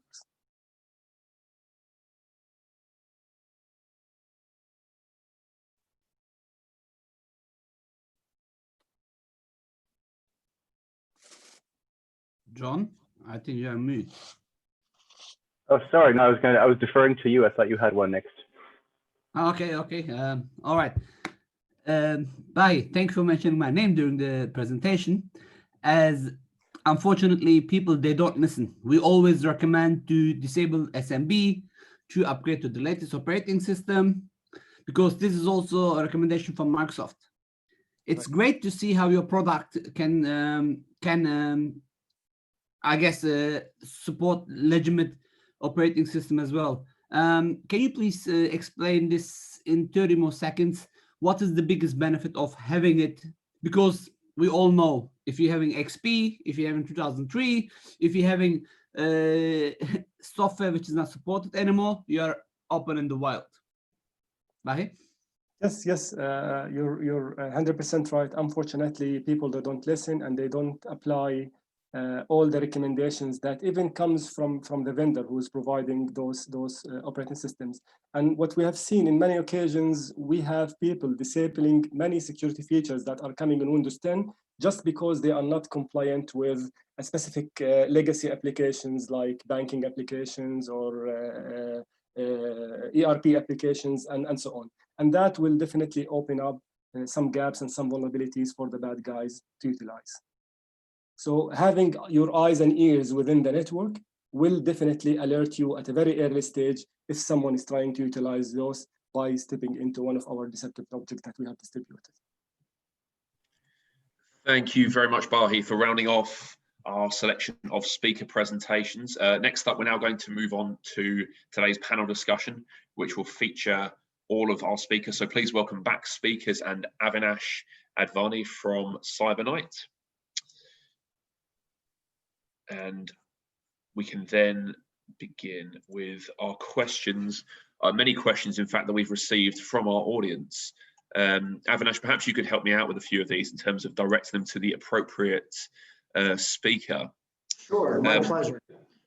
Let's see, it's difficult to know where to begin, really. We've had so many. There's a few people that had asked some questions that I responded to saying we'll raise them during the session. So if we just go to the answered section first quickly and pick a couple of those that are top voted. Okay, well, I'm going to start off, Avinash, with one that's directed to Braden, actually. With this reality at the moment, how could a medium-sized company of, say, 5 to 10 employees managing big real estate assets of an individual, how should they prepare themselves against such adversaries that you've mentioned? Yeah, I think, good question. Yeah, I think we just kind of build on what Kevin said, educate, educate, educate. And this is where threat intel comes into it. So it doesn't really matter the size of your organization. You know, you need to be able to understand what your intelligence requirements are from the beginning. What do you want to get out of intelligence, even if you are a small organization? And then from there, utilize vendors or partners to provide answers to those requirements, answers to those questions. So then you're better able to defend yourself, you know, whether it's through indicators of compromise, whether it's just through finished intelligence reporting that your senior management can use to then make decisions within your organization. So again, it's just educate, educate. More knowledge about adversaries will help you in the long run. Thanks very much, Braden. Next up, how do multiple layers of security, or how can they be effective, and why can a single layer of infrastructure, why can a single layer be strong enough to protect infrastructure? I think it's a good maybe question for Haro from Eclectic IQ to kind of talk about the consolidated approach of different threat intelligence sources and how that can actually help in responding to incidents. Yeah, so thank you, Agnes, and thank you for the question from the attendees. Yeah, I think the important thing is, like I mentioned in the presentation, that no one has the wisdom itself. I mean, no one has to protect himself alone. There are many sources available, and all have their, let's say, speciality and their views. So it's very important that you're able to bring those together that really fits to your organization, your business context, etc., and that you can draw conclusions and make it actionable. So there is a lot, but whether it is relevant for you depends on your context. And I would say seek help, seek support from trusted advisors, trusted partners, maybe what we call MSSPs who can help you with servers. And I'm also referring to the previous question, if you are small and you cannot do it alone, seek right advice and partners helping you there, because it's a quite complex thing, right? And that's not easy for every organization and person to do. We've had a good one here from Muthu in the audience. What is the success rate of endpoint security solutions in the market in detecting new and zero-day ransomware before encrypting files or exfiltrating the data? I think that one definitely will have to be answered by Braden, our CrowdStrike expert here on the call. Great, yeah. So I don't know the exact figures, but I think EDR technology is very, very good. I think it basically protects sort of 98.4% of malware and these sort of basic attacks, where you need the 1.7% protected by threat hunting techniques. So it's very, very good at detecting all the different stages of a ransomware attack. And there are a number of different stages, whether it's that initial malware download, all the way through to moving laterally and then hitting the domain controller installation of that. So it is very, very good, but you still need human eyes on things. You need threat hunters to look at those attacks that slip through the cracks. Thank you, Braden. Thank you very much. There's a good one here for Jamil, if you want me to jump in here, James, in regards to risk IQ, Jamil. How long does host data stay on the platform? What happens to the host IP and reputation if it was used by unknown malicious actors? Yeah, so we store that information for as long as we've been crawling it. So you'll always be able to keep that data. Yeah, so it's important. That's the key behind our components, behind everything we do at Risk IQ, is being able to analyze those trends, being able to analyze how those reputations have changed over time. We will store that information in PassTotal forever, for as long as we're crawling. Yeah, and it's important for that context, like I said. If we were to hiding that information, that context disappears, and moving forward, you wouldn't be able to analyze the data as well as you could do. We've had a couple of good questions here from Hassan in the audience. He says, I've noticed that many organizations don't know how to gain value from threat intelligence. What's your advice to organizations on how they can benefit from threat intelligence? Yeah, I think it's a good question for Flashpoint. Kevin, you want to kick that up? Thank you very much indeed. Yeah, I think the first thing to bear in mind is the fact there's no real definition of intelligence. That's one of the first difficulties that we face here. The word gets used everywhere. I like to define intelligence as that which enables you to reduce uncertainty and aid decision making. And that is therefore something that can be applied across all parts of the business. I think for too long now, it's cyber threat intelligence has been seen as a bolt-on almost to the SIM, the SOC, and maybe if you're lucky, the hunt team, and you end up wrestling in that in a very sort of very niche area, just looking at technical intelligence. There is far more to it than that. With a decent intelligence, if you look at all the illicit online community, attack chatter, all of the different stages which need to be discussed amongst bad actors in order for them to carry out an attack, there's a whole lot more information there. If you think about the insider threat, you think about account takeover, SIM swap, etc. Once we broaden our view or our horizon, we can see how intelligence can work with a lot of different functions within a company, not just the IT or the SOC team. A lot of companies don't even have SOCs. So why is it relevant? Well, it's relevant when you come right back to that reduce uncertainty in aid decision making. What the heck is going on? So for a team to get into that place, it's a lot of relationship building. It's going back to Hero's intelligence cycle and seeing how they can engage with people at the beginning, middle, and end. A lot of people, it starts with direction. Well, a lot of people don't know what they don't know. So you've got to build those relationships. And then when it comes around to dissemination, accurate and timely in a form the customer can use. So that'll be indicators for the SOC. That might be 2 slides for the board. But along the way, there has to be a lot of education, a lot of engagement, a lot of answering the questions, a lot of stakeholder management. Thank you, Kevin. A good question here, Avinash, I'm quite a fan of actually. Why isn't it mandatory to have cybersecurity insurance nowadays? And what specific policies exist around that concept? What do you think more should be done to that's a great question. You know what? I'm going to turn that one over to our critics because it's a great. Let's get some customer perspective. Maybe we get John from FSISEC to answer that one. Sure. Thank you. So a couple thoughts on that. First of all, I think cyber risk insurance is nowhere near the level of maturity yet that it needs to be in order to be mandatory. It is obviously in progression. And we see a tremendous move and tendency of general security capabilities to move towards being a business value driver, where organizations understand that in order to develop customer trust and basically create revenue by their business, they will need to be able to show that they're treating customer data seriously and have security policies in place that work. But that's a long ways off.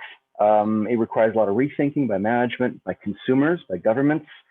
And I think one of the key elements on the road to that is going to be the cybersecurity risk insurance. However, we're still seeing with a lot of major insurance organizations around the world that they're still struggling with things like metrics, because you do not want this being a box-ticking exercise. The second issue at the moment with making this mandatory is that it is very, very difficult to tell who is competent to sign off on something.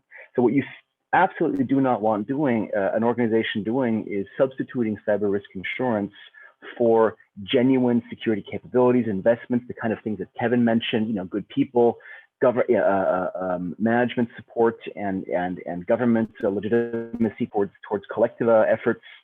And there's a real danger that at the present, if you were to mandate this via, for example, a regulatory imposition, that a lot of organizations would say, yep, we've got insurance, tick, done, we don't need to worry about it anymore. And as we've seen on the financial side, that doesn't really work, so you cannot simply allow organizations to have nominal lip service paid to security capabilities by something like that and then be done with it.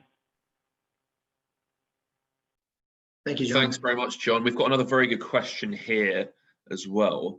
I'm going to direct this one to you, Erdal. Do you think, should organizations take negotiating courses as cybersecurity teams to deal with attackers? Honestly, put my cybersecurity career aside, I try to read negotiation books all the time because you need negotiation skills everywhere in life, everywhere. Now, while I'm talking to you, if I can negotiate well, I might get the easier question and you ask the hard one to John or to Avish, probably. He's the threat intel guy, right? So the Garmin example is a very good example. They were demanded for $10 million based on the news, and they paid $4 something million. Don't judge me with the numbers. Is this all? No. I mean, as CISO, for example, I have to always negotiate with the board. Any board, look, who has enough budget? When you go ask for budget, do you have the budget? I mean, if you ask for bonus, for example, James, do you have the bonus budget this year, especially after COVID? All these events has been canceled, virtual. But if you can negotiate it well, same with your wife or with the partner, you need to negotiate. I think negotiation is good. And yes, look, education is everything good, but honesty, I believe negotiation is the first step of any cybersecurity strategy, which I also wrote in my books, by the way. Can I just jump in there as well, just as an example of a recent adversary that we've seen? They've actually exfiltrated the cyber insurance policies from the victim machine and actually read through them and negotiated with the victim by reading through the cyber insurance policies and saying that you can actually pay more ransom. So just something to kind of think about as well, that they do have access to all your files if they have. I've got a question for Yasser now. I was trying to remember the name. Apologies, Erdal. I'm just going to ask Yasser a question now. Do you, Yasser, we haven't actually touched on the elephant in the room, I suppose, in this day and age, which is, of course, the rise in work from home culture and the potential effect that can have on network security. Have you kind of noticed anything that has the rise in any particular types of trends, or is there any kind of comment you'd like to offer in terms of what that means for enterprises now? Yeah, actually, I look at to the new trends of zero trust or working from home. It's like relieving for cybersecurity professional. Actually, we were having very huge network, which is the enterprise network, and we are caring about their protection, their controls. We are worrying about what's in, what's out, which is a little bit becoming challenging for the discipline of cybersecurity. So I think having the culture of remote working and the zero trust, although it is new, but it is a little bit reducing the pressure required, where you are limiting the network for a data center network and some privileged network, and leave the complete network as it's a common as a public network. What make difference now for the employee who is in the office, who is working from the office, than working from a cafe or from the hotel? It is the same. But we were just having that huge load that we are caring about. Now we are relieving. We are taking it from our shoulder. Thank you. If I can just jump in here, sorry, we're actually seeing an increase in the insider threat because with the lack of physical controls, because you're not seeing people in the office, you're not seeing how they're looking, how they're acting, you're not even sure if there isn't someone stood behind their shoulder telling them what to do. And that, combined with the uncertainty over job security, is driving more people towards the and increasing the insider threat. Thank you very much, Kevin. Thanks very much, Yasser. Again, a very kind of bigger picture question here we've had from the audience, from Amina Al-Kabi. Recent events have highlighted how susceptible our global supply chains are to disruption following the pandemic. Could ransomware attacks have a similar effect in global trade wars? And again, what can be done to prepare for such a scenario, I suppose? Avinash, would you like to sort of direct that question to somebody? Sure, I think that's a great question. I think it can actually be answered by pretty much every, or a version of it can be pretty much answered by every single person here on the call. But I think when it comes to impacts to global trade, I would like actually to hear, this question goes back to John, because I think he sees it from a very vertical specific sector perspective. And John, what are your thoughts on this particular question? So I think a big part of it is that this is one where governments need to jump in, just bluntly speaking. This is an area where systemic exercises, cross-sector exercises, crisis response playbooks and frameworks are absolutely vital. And this is something that only central banks or regulatory agencies and national cybersecurity agencies can drive reliably.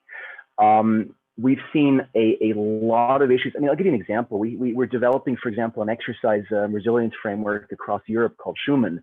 And one of the very first things that turned up was that every single country has a crisis response communication plan to calm down the public in case there's a systemic-wide cyber attack, but nobody's sharing it with anybody because they're secret. And that doesn't help. So this goes across the supply chain. I made a comment in the chat that, for example, for individual firms to assure integrity of their suppliers, MSSPs, whatever, they need to be ready to really audit them, ask them hard questions. And those companies in turn need to be able to respond very quickly to these things, even if it means, giving them prepared materials that they know everybody's going to ask in audit. But systemically, internationally, up and down the supply chain across industry verticals, the only way we can really assure that is that governments force, I think, organizations to really not only audit their suppliers, but also be able to respond to audits across the board. And that includes making them responsible for doing so internationally. Thank you very much. I got a good one here, James, if I could, for Bahi, actually, from Ativo. I noticed that a couple people were asking about how CTI can help with cyber kill chain techniques, and also to combine that with, is it worthwhile relying on file versions versus backing up to protect against ransomware? How does, let's say the deception or the internal threat intelligence capability, Bahi, maybe help, when you're understanding the cyber kill chain to understanding then the solution to the problem, be it file versioning or backups or whatever it is to protect against ransomware? Okay, Avinash, great questions. So as I mentioned during my presentation, there are many activities and many steps are performed by the advanced attackers, advanced ransomware, before reaching to the final stage of encrypting data or exfiltrating data and asking for ransom. So there is always, in every attack, there is an external information gathering and there is an internal information gathering post the initial compromise. So this is where the importance of having an advanced detection and response mechanism and internal threat detection techniques comes in place. And as I mentioned, EDR is one of them, and of course deception plays a very important role, because it's a little bit unique in a way that it puts the SOC team or the security team one step ahead of the attacker, as the adversary or the attacker will be harvesting credentials and accessing services and applications that he thinks they are critical and they are real, while they have been, they are decoys that have been deployed by the security team. And that bit of real-time engagement, I think it's the best way of gathering intelligence and TTPs and forensics about that adversary in real time with a very high accuracy, because you're not doing any pattern matching, you are basically experiencing the activity right now. Thank you, Bahi. Avinash, sorry, may I add a little bit to that? Sure. So I think that link to, let's say, the cyber kill chain, etc., is also very important, that when you have the intelligence from different sources and you see the processes happening in your organization, that you really can make that connection to the cyber kill chain, but also think about the MITRE ATT&CK framework, right? That's also what I mean with leverage from the knowledge that is available. And I demonstrated, but that's very quick into my phishing case, that there was the information of MITRE ATT&CK available. We also mentioned that we see a huge rise in variations of all kinds of attack. So it's so important that you are able to analyze and to see how something is part of maybe a certain attack pattern and what kind of variations are out there in the wild already, and use that knowledge. So I could only say collaborate, and work along that path. Great, thank you, Haro. Thank you very much, Haro. Sort of move things back to a sort of general question now. Organizations nowadays are flooded with new technological security solutions every day that claim to be the best in their domain. But how can organizations measure the effectiveness of a wide array of solutions, especially given a lot of them are sort of supposed black boxes? Avinash, if you want to pass that on to somebody you think is appropriate. Sure. I think Jamil would be a good person from RiskIQ to kind of answer that, given the perspective that RiskIQ has with the internet scale data they provide. Yeah, definitely. It's a really tough one to actually answer, in the sense that people find it hard to measure that success is spot on, right? So I think, again, understanding more details behind it, and black box really doesn't help that situation, right? People are always looking for a smoking gun. They're always looking for definitive answers in that sense. But it's never always as clear and simple as that, right? If you're open, you have more evidence to help with that entire story. You can show your findings, you have a full audit trail of everything that happens. That's equally as productive in terms of trying to drive value and understand exactly what you found and how valuable this is as a product and a service. So smoking guns is probably the easier way to do that, if there is a smoking gun, but that's also a perceived problem which I see in this industry a lot. So there's direct correlation with people saying, okay, we've had X amount of issues, which is obviously a thing. However, they don't look at maybe you spent X amount of budget protecting, and that's the reason why you haven't seen these issues. And that tends to be the first thing which goes, we haven't seen these problems in a while. All right, well, let's take away money or value or budget away from those tools that are helping protect from those issues. And then it's just this balancing act that happens constantly. So it's probably not a definitive answer, but just understanding, context, again, understanding the history, understanding that audit helps you derive that value. Thanks, Jamil. James, if I may, there's a really good question here from Amina, and I'd love to get a customer perspective from Dr. Adal, as a CISO at a bank. It actually is a very relevant thought.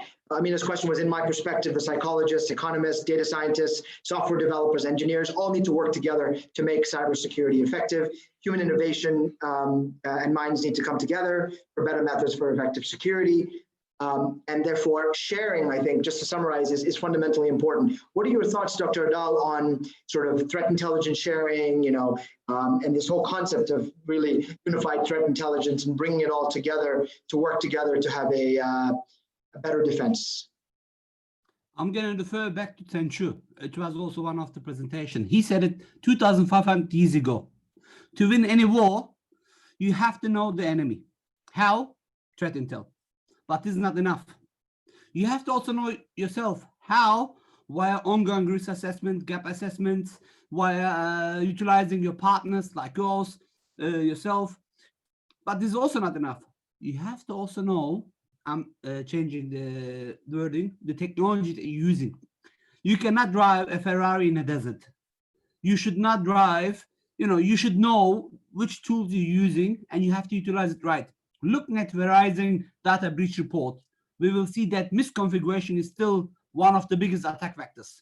Or put all the tools aside, social engineering. Avinash, if I ask you your password of your corporate device, would you give it to me? 1, 2, 3, 4, 5. I'm pretty sure this is not the one. Saying that it's still better than I've got the same code in my luggage. Now I know 15% of your password. Oh, I'm not going to make political jokes. No. So you will not give it. Do you have any child, by the way? No.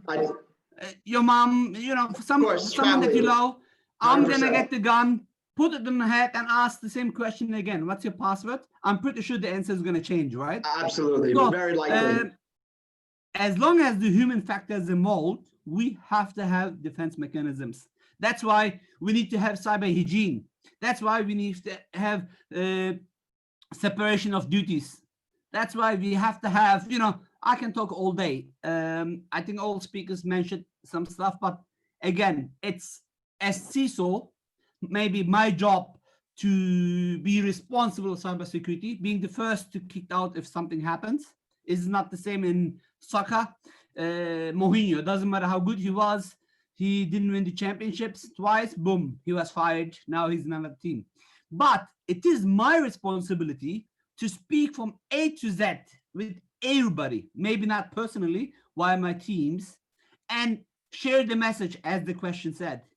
Share the responsibility. When I say responsibility, look, most of the thing, it was in risk IQ as well. Most of the attack, like most of us are scared or used to be scared from dark. Why? Because we don't know, we cannot see.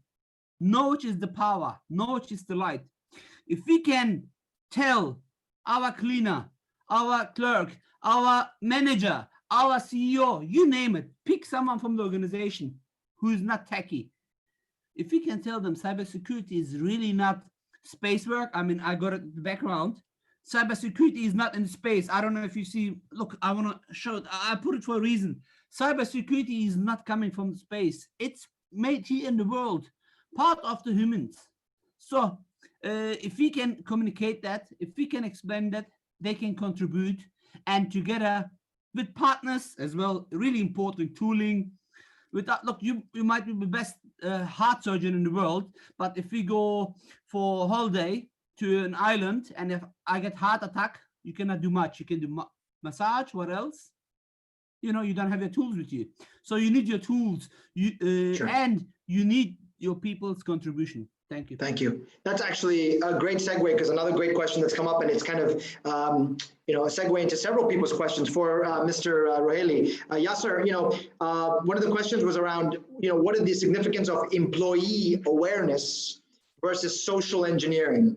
What are your thoughts on this? I mean, coming from the government sector, you know, it's a fine line, right? Keeping your employees aware of security, be it while they work from home or in the office, versus being, you know, socially engineered by attackers. I mean, how do you walk that fine line? I hope that question wasn't directed to me, because I have a weird opinion about that one. Honestly, I see that, yeah, actually, if we are trying to convince that the awareness is the most important thing, while the technology failing in that regard, this means that we are asking the people to be better than the technology, which is, I didn't see it that realistic actually, and it is I would say that a fair request from the employees.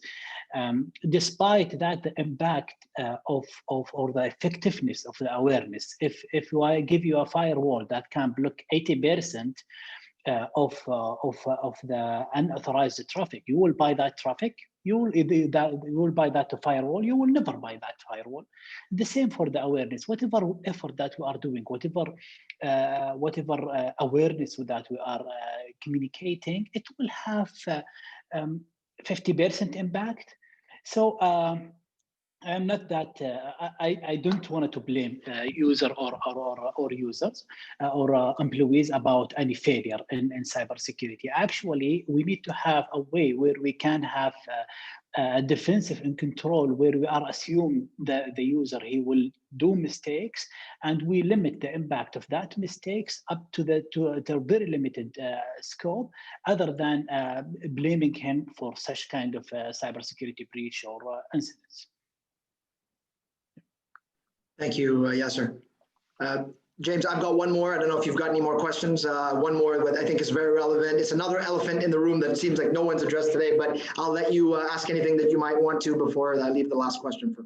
No, I think the elephant in the room sounds interesting. I think you should go ahead with that one, Avinash. Okay, good. Well, you know, the funny thing is we're all here on this remote session, and we're all here primarily because we can't be at an in-person event, and that's because of COVID-19 and this wonderful pandemic that we've been going through for the last 6-7 months now, at least, right? And who knows for how much longer.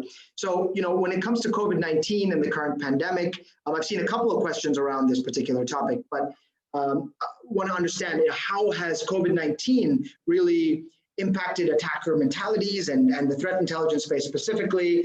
And, you know, I think this is a good question actually for a few different folks. So maybe a quick 30-second response from Braden to start with, from an attacker perspective. How have attackers changed their methodologies? And then we'll move on to Risk IQ and Flashpoint as well, because it is all relevant in regards to open attacker and deep and dark web. Over to you, Braden, to start. Yeah, sure. I think it comes down to, as we mentioned earlier, about social engineering as well. So, you know, COVID-19 sort of is the topic at the moment, and e-crime actors or any kind of adversaries will prey on that kind of fear of people. So, you know, an increase in spam phishing campaigns or phishing campaigns, if you like, related to COVID-19 related themes, you know, sort of impersonating certain World Health or health organizations is one method that they go for. But then also, you know, everyone's kind of working from home now. So looking at these extra sort of attack vectors in terms of people logging in remotely, you know, we're seeing a lot of remote desktop compromises and things like that. So there's kind of two aspects to it. So over to the next person. Thank you, thank you. So over to you, Kevin.